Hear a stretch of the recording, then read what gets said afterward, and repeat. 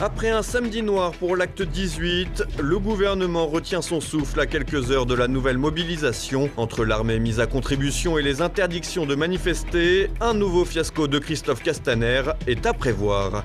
À une semaine de la date fatidique, Theresa May a une nouvelle fois plaidé sa cause devant les 27 pays de l'Union européenne pour tenter une nouvelle sortie de crise du Brexit. La Grande-Bretagne a jusqu'au 12 avril pour régler la situation, une échéance à double tranchant. Alors que les candidatures à la mairie de Paris se sont multipliées, la liste Aimé Paris de Serge Federbusch a enregistré un ralliement de poids, celui du Rassemblement national. Une première étape pour le candidat qui espère créer une vaste coalition de droite. Madame, Monsieur, bonsoir. Ultime épreuve de vérité pour Christophe Castaner. La nouvelle mobilisation des Gilets jaunes sera sous haute surveillance après les heurts sur les Champs-Élysées la semaine dernière et les limogeages en cascade. Un nouvel épisode de violence hors de contrôle pourrait avoir raison du premier flic de France. L'armée va-t-elle mettre le feu aux poudres une semaine après le saccage des Champs-Élysées pendant les manifestations de Gilets jaunes dans la capitale? L'acte 19 est sous haute surveillance. Après avoir limogé le préfet Delpuech et 2 autres responsables de la sécurité, le ministre de l'Intérieur Christophe Castaner joue désormais sa place. En effet, après avoir déchargé les responsabilités du fiasco sur les autres, cette fois, il n'aura plus de garde-fou en cas de dérapage, pas de droit à l'erreur. C'est pour cette raison que le gouvernement a eu la bonne idée de mobiliser l'armée pour sécuriser les bâtiments publics. Comme l'expliquait le gouverneur de Paris, le général Bruno Le Ray, les militaires pourraient aller jusqu'à faire feu. Ils sont soumis au même cadre légal que les forces de sécurité intérieure et donc les consignes sont extrêmement précises. Ils ont différents moyens d'action pour faire face à toute menace. Qu'est-ce qu'ils ont par exemple? Ça peut aller jusqu'à l'ouverture du feu. Il le faut, ils pourront donc tirer, c'est ce que vous nous dites ce matin, en cas de danger très grave évidemment. Si leur vie est menacée ou celle des personnes qu'ils défendent, effectivement. Une éventualité qui pourrait définitivement rendre la situation hors de contrôle. En effet, l'annonce de faire intervenir l'armée dans le dispositif de sécurité a déjà fait réagir. L'opposition à Emmanuel Macron s'est élevée dans son ensemble contre cette mesure. À plus forte raison qu'elle pourrait bien constituer une raison supplémentaire de venir en découdre à Paris pour les casseurs professionnels. Le risque principal de cet acte 19 serait donc que l'on franchisse un nouveau cap répressif. Alors que plusieurs dizaines de gilets jaunes ont déjà été blessés par les tirs de LBD ou les grenades Gli F4, rien ne serait pire qu'une bavure mortelle évitée jusqu'à présent. Par ailleurs, si les forces de l'ordre enchaînent les samedis de mobilisation, le plus souvent en plus de leurs missions habituelles, les militaires de l'opération Sentinelle ne sont pas non plus ménagés. Cela fait déjà plus de 14 mois qu'ils sont sollicités pour cette mission prioritairement antiterroriste. De même, plusieurs d'entre eux s'inquiètent à visage caché. Ils rappellent que le maintien de l'ordre ne fait pas partie de leur mission et qu'ils n'y sont pas formés. Ils s'inquiètent donc de comment ils devront riposter si des émeutiers les attaquent alors qu'ils protègent par exemple l'Elysée. Vous l'aurez donc compris, la situation est particulièrement explosive et l'on imagine mal que Christophe Castaner puisse sauver sa peau, aussi proche du président Macron soit-il, en cas de nouveau débordement. Gageons toutefois qu'on ne le retrouvera pas en boîte de nuit ce vendredi. Décision à double détente pour le Brexit. À une semaine de la date prévue pour la sortie de la Grande-Bretagne de l'Union européenne, Theresa May a obtenu un report au 12 avril, une échéance qui resserre l'étau autour du Premier ministre britannique.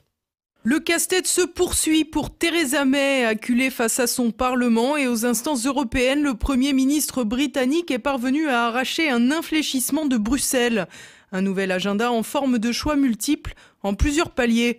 D'abord, le 12 avril, si Theresa May arrive d'ici là à faire ratifier son accord sur le Brexit par la Chambre des communes, ce qui semble impensable, la sortie de la Grande-Bretagne sera automatiquement reportée au 22 mai prochain, avant les élections européennes pour clôturer le dossier avant le scrutin. Si, scénario plus probable, l'accord ne passe pas, Theresa May devra présenter avant le 12 avril un nouveau projet au 27 de l'Union européenne ou sortir sans accord, le fameux no deal que la Chambre des communes a déjà refusé. Si le 12 avril résonne comme une date fatidique, c'est que c'est le dernier jour où la Grande-Bretagne pourra publier un décret pour participer aux élections européennes de mai prochain. Comme l'a rappelé l'européiste Macron, si le décret n'est pas pris, c'est également une sortie sans accord qui sera automatiquement en route. Mais la participation de la Grande-Bretagne aux élections européennes a des chances de faire hurler les Brexiteurs. Dans ce cadre, May pourrait tenter de réunir une coalition qui lui permettrait enfin de réunir une majorité sur un accord. Pour autant, le Premier ministre britannique a déjà fait savoir qu'elle ne privilégiait pas cette possibilité de participer aux élections européennes. En réalité, les choix se sont restreints pour la Grande-Bretagne alors que 3 voies restaient possibles, la sortie avec accord, le no deal ou la participation aux élections européennes. Maintenant, seuls 2 choix restent en lice, les élections ou la sortie. En somme, la question de l'accord est désormais considérée par les instances européennes comme un problème éminemment britannique. Un problème britannique qui pourrait bien avoir raison de Theresa May. En effet, difficile d'imaginer que le Premier ministre actuel pourra encore se maintenir longtemps dans cette atmosphère de crise sans fin. Pour l'heure, l'annulation du Brexit d'une manière ou d'une autre n'est pas véritablement envisagée. Pour autant, une pétition lancée il y a 2 jours a déjà recueilli 2 millions de signatures. À croire que les rebondissements ne sont toujours pas terminés. Serge Federbusch, pilote de l'Union des droites, le candidat aux élections municipales de Paris en 2020, a été rejoint par le Rassemblement national. Une première étape alors que la liste Aimé Paris espère enregistrer de nouveaux soutiens. Thibaut Bastide. L'Union des droites pour vaincre Anne Hidalgo, c'est le souhait exprimé par le chef de file de la liste Aimé Paris, Serge Federbusch. Le candidat, ouvertement hostile à la politique mise en place par la socialiste, espère fédérer autour de son programme afin de proposer une alternative aux Parisiens. Alors que les candidatures à la mairie de Paris se sont enchaînées ces dernières semaines, Rachida Dati, Mounir Majoubi ou encore Pierre-Yves Bournazel se sont déjà positionnés.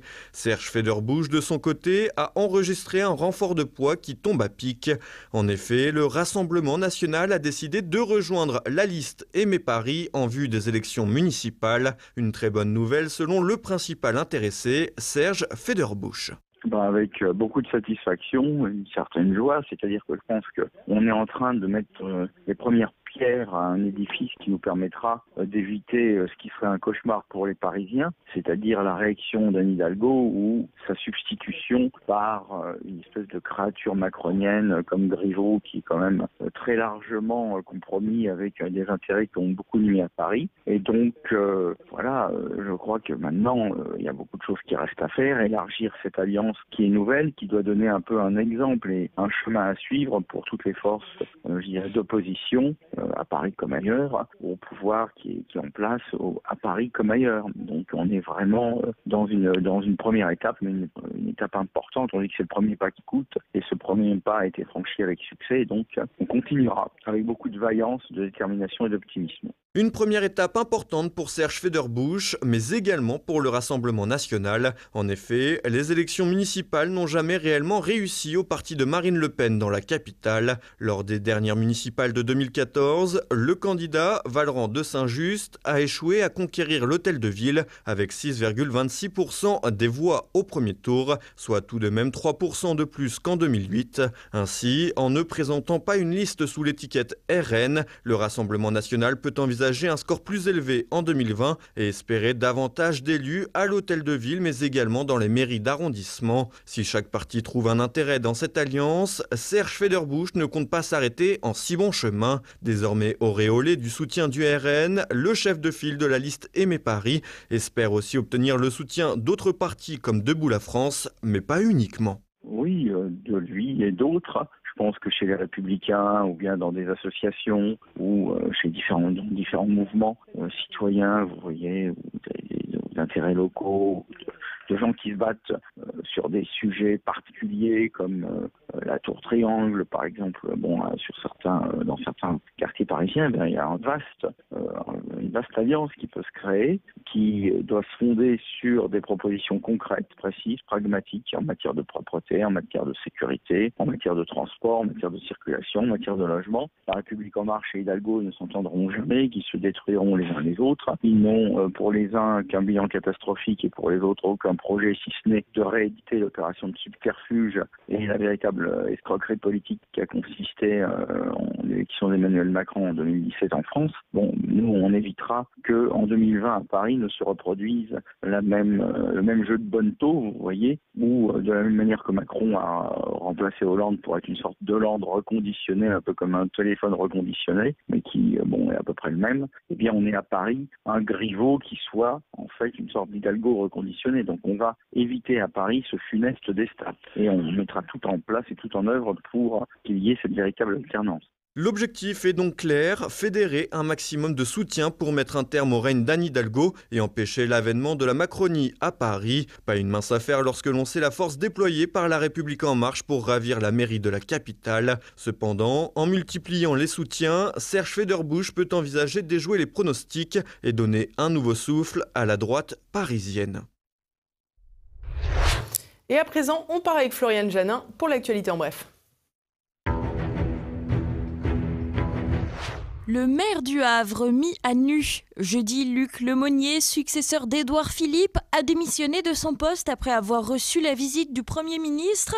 L'édile havrais est accusé d'avoir envoyé des photos de lui entièrement nu à au moins une femme. Luc Lemonnier avait déposé 2 plaintes pour diffamation et diffusion de photos sans accord de la personne. Entendu par les enquêteurs, il avait confirmé être à l'origine de ces envois, expliquant avoir des mœurs libertines. Les photos de Luc Lemonnier dans des positions suggestives avaient également été envoyées à des élus de la majorité. Touche pas au portrait du président. Jeudi, 10 militants du mouvement Action non violente COP21 ont été entendus par la police après avoir décroché le portrait d'Emmanuel Macron dans plusieurs mairies. Certains d'entre eux auraient ensuite été mis en garde à vue et leur domicile perquisitionné. Depuis le 21 février, les militants ont lancé l'initiative Sortons Macron, qui a pour but de dénoncer l'inaction du gouvernement pour le climat et la justice sociale. Et 26 portraits du président ont déjà été décrochés. Des actions symboliques pas au goût des autorités qui ont lancé une vaste opération afin de mettre un terme à cette campagne. Les clandestins montrent les os. Jeudi, le Conseil constitutionnel a validé les examens osseux pour déterminer l'âge des migrants, alors que ces derniers mentiraient régulièrement à ce sujet en déclarant qu'ils sont mineurs. Le recours ne laissera donc désormais que peu de place au doute.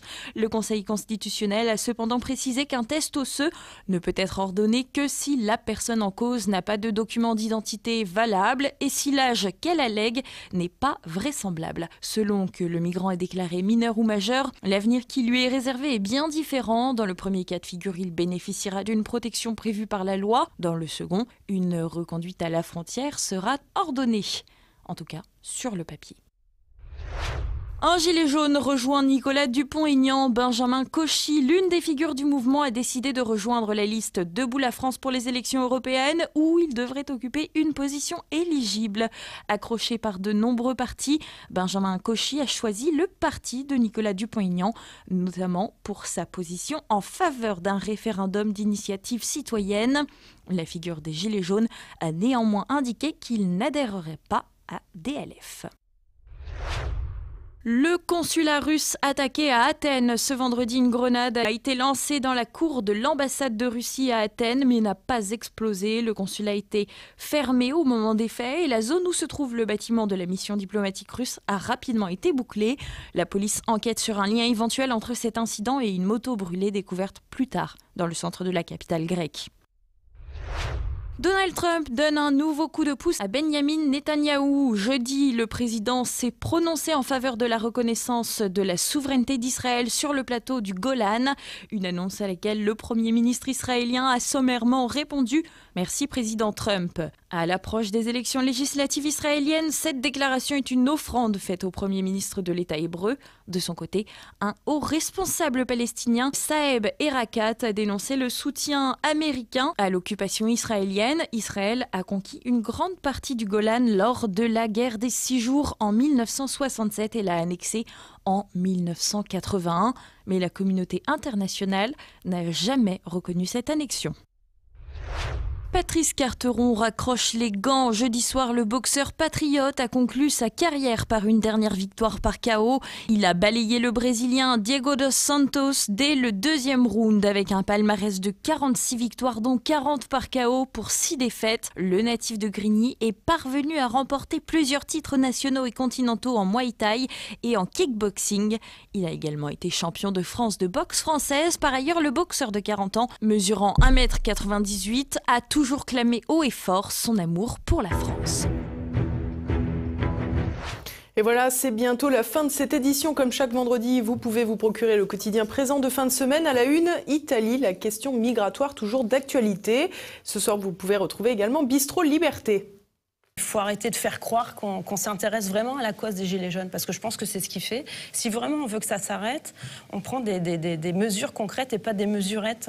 Comme en mai 68, à un moment donné, il y a eu des accords de Grenelle à l'époque, et avec un remaniement du gouvernement, avec des réponses concrètes pour montrer qu'il y a un intérêt sur ce mouvement. J'ai l'impression qu'aujourd'hui, Macron, il prend des mesurettes parce qu'il n'a pas pris finalement la mesure du mouvement.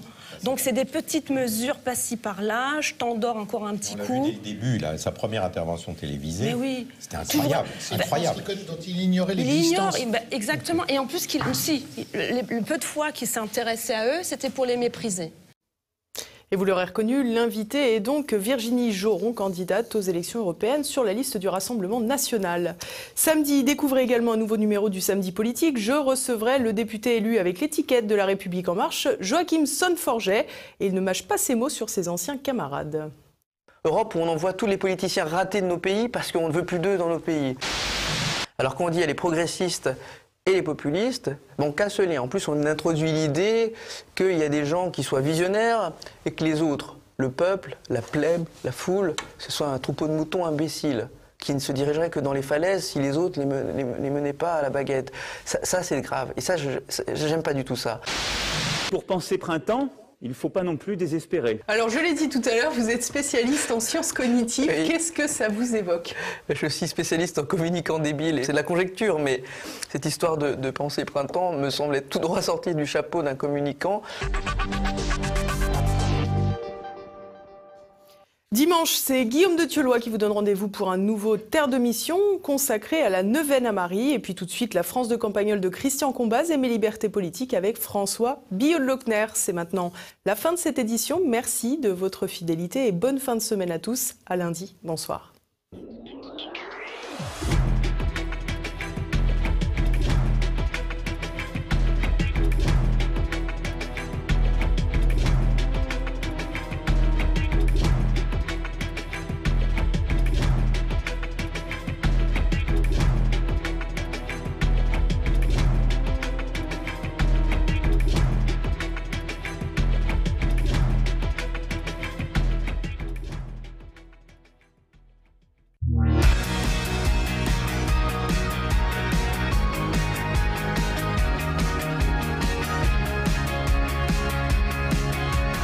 L'autre jour, je suis allé livrer un petit meuble que j'avais promis depuis longtemps à une amie qui vit dans un village fortifié du voisinage et qui tient une maison d'hôte. Ce qui pour elle est devenu une espèce de rente. Elle a pris sa retraite assez jeune en sortant d'une organisation internationale. Une retraite un peu insuffisante, mais comme elle arrondit ses fins de mois en louant toute l'année de 1 à 4 chambres, la vie coule assez tranquillement pour elle dans un village un peu musée qui est tout de même peuplé de gens qui ont du mal à vivre, à l'exception de ceux qui vivent soit de leur position sur le parcours touristique comme elle, soit d'autres choses comme une rente ou une pension. Mais celui qui représente l'exception la plus criante dans ce village, celui qui attire tous les regards depuis 40 ans, c'est un dessinateur qu'on appelle underground, c'est-à-dire de la contre-culture américaine des années 60-70, et que tous les journaux du genre Charlie mensuel reprenaient dans les années Giscard. Ce dessinateur a une spécialité, c'est ce que les ados appellent à peu près le dégueulasse, avec plusieurs sous-spécialités comme la sexualité la plus crue, la remise en cause des institutions, la dénonciation des hypocrisies américaines, qui se pavanent la Bible à la main. Et donc, il publiait dans des journaux comme le Village Voice new-yorkais, un magazine assez décalé, puis aussi beaucoup à San Francisco. Mais la domination culturelle américaine est tellement grande que pour être au diapason de ce qui se faisait là-bas, nos éditeurs, nos journaux ont trouvé très bien d'en faire ce type une star mondiale de l'illustration avec son discours très Welbeckien dans le genre tout est dérisoire, tout est laid, tout est sexuel, tout est foutu. Le seul problème, au fond, la seule damnation avec ce genre de bonhomme, comme avec Welbeck d'ailleurs, c'est qu'il est couvert d'argent par le système qu'il dénonce. Il n'a jamais eu aucun problème pour payer ses impôts. Et cet argent du diable, cet argent facilement gagné, est comme une espèce de subvention continue qui accentue sans arrêt sa propre hypocrisie, ce qui, dans le cas de notre homme là, est un peu moins grave, puisqu'il a décidé de ne plus jamais prendre l'avion, d'effacer toutes les traces de son passé, à l'exception de ses albums. Il ne voit donc plus que ses voisins qui sont bouchers ou fleuristes ou retraités agricoles. Il joue de la clarinette dans l'orchestre municipal. La chose intéressante dans son histoire, c'est que son côté rebelle a été racheté, pasteurisé, il n'y a pas d'autre mot, par le libéralisme sauvage. La liberté dont il s'était fait une spécialité est devenue une espèce d'antiquité intéressante. On lui pardonne ses utopies. Les touristes allemands qui sont obsédés par la contre-culture américaine des années 70 viennent lui acheter des planches, mais peu à peu, il ne fait pas, il ne dit pas, il ne dessine pas le 10e de ce qu'il faisait en 1975, parce qu'il risque d'affronter la nouvelle censure, celle de son pays d'origine, qui a fini par s'imposer au nôtre. Et j'ai très peu parlé avec lui, mais une chose m'a frappé, il dessine beaucoup Macron, qui, selon lui, est ce que le système a fait de pire depuis Nixon. Et il m'a dit une chose qui ressemble bien à ses dessins. Il m'a dit, ce type n'a pas assez de poils. Il est lisse comme une porte de placard, et je lui confierai pas mes économies pour qu'il aille les mettre à la banque. Mais surtout, il est très peu français. On a l'impression qu'il sort d'une photo de classe à Boston en 1990. Alors là, il s'est tourné vers son voisin, qui était soudeur et qui portait une casquette. Ça se passait sous les platanes du village, devant la mairie, et il m'a dit, Roger, lui, il a l'air d'être dans son habitat naturel. Même moi, je fais des efforts. Il nous dit, il portait ce jour-là un maillot de corps du genre un peu éminence des années 70, vous savez, le genre nid d'abeille. Tandis que votre président, là, il y a un problème, c'est qu'il n'a pas l'air issu du même tronc génétique que la plupart des Français. Même l'implantation de ses cheveux n'est pas naturelle. On a l'impression d'un bout de moquette découpé. Et là, l'illustrateur en lui s'est lâché. Il nous a fait un cours sur le dessin des cheveux d'Emmanuel Macron en nous disant... Déjà, si tu veux faire le portrait d'un menteur qui vend des produits financiers douteux à des gens crédules, avec un tel dessin de cheveux, là, tu fais la moitié du boulot. Aux États-Unis, on a tellement l'habitude de ce genre de mec qu'il n'avait aucune chance d'être élu, mais là, vous vous êtes fait avoir. Tu sais ce qui m'a totalement dégoûté, a-t-il ajouté, pendant la campagne, quelqu'un a sorti une caricature qui le montrait avec un haut de forme comme l'oncle Picsou, et vos journaux de crétins, là, et même vos hommes politiques, ont dit que le caricaturiste lui avait fait un nez crochu. En fait, quand tu regardes, il a le nez qui tombe, on n'y peut rien. On ne va pas le refaire dans l'autre sens. Mais en France, maintenant, on va t'expliquer que tu as mal vu. En France, tu ne peux plus dessiner quelqu'un qui a le nez courbe sans te faire traiter d'antisémite. L'angle du nez va faire l'objet d'un décret à l'intention des dessinateurs. Mais les mecs, a-t-il conclu, vous allez mourir si vous ne réagissez pas. Moi, je n'ai pas choisi ce pays, a-t-il conclu encore, pour vous voir devenir pire que les Simpsons. On va faire un effort. Abonnez-vous, merci.